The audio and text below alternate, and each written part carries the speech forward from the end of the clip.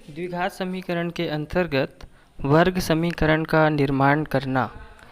दो स्थितियां इसके अंतर्गत देखेंगे। पहला, वर्ग समीकरण के मूल दिए हों, तथा दूसरा, जब मूलों का योगफल और मूलों का गुणनफल दिया हो।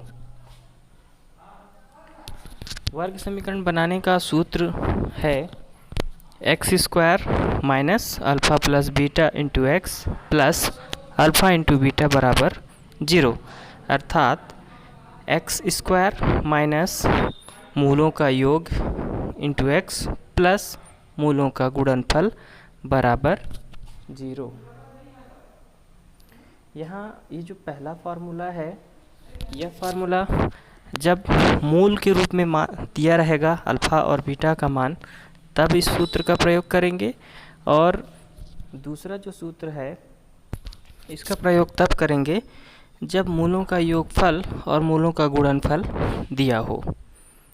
अब इसको हम एक एग्जांपल से देखें। अल्फ़ा बराबर 2 दिया है और बीटा बराबर 3 दिया है, और कहा जाता है कि आप वर्ग समीकरण बनाइए।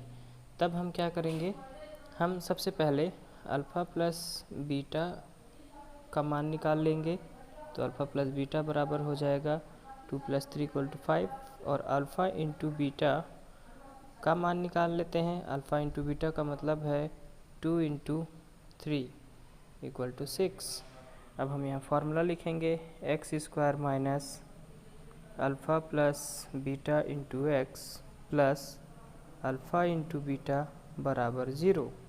अब यहाँ मान रख देंगे x square minus 5 × x plus 6 = 0। तो ये हमारा समीकरण बन के तैयार हो जाता है x square minus 5x plus 6 = 0। तो ये हो गया जब वर्ग समीकरण के मूल दिए थे। एक था अल्फ़ा बराबर 2, बीटा बराबर 3, तब वर्ग समीकरण का निर्माण किए। अब हम देखेंगे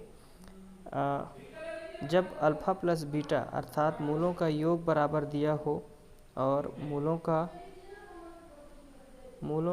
गुणनफल बराबर मान दिया हो, तब आपको बोला जाए कि वर्ग समीकरण बनाइए। तब हम कैसे बनाएंगे, सीधे सीधे हम फार्मूला लिखेंगे x square minus alpha plus beta into x plus alpha into beta बराबर 0। यहाँ अल्फ़ा प्लस बीटा और अल्फ़ा इंटू बीटा के मान को पुट कर देंगे। तो ये हो जाएगा x square minus 5 × x plus alpha into beta का मान 7 = 0। तो ये समीकरण आपको मिल गया x square minus 5x plus 7 = 0। ये हमारा द्विघात समीकरण बन गया। तो इस प्रकार से हम बनाएंगे।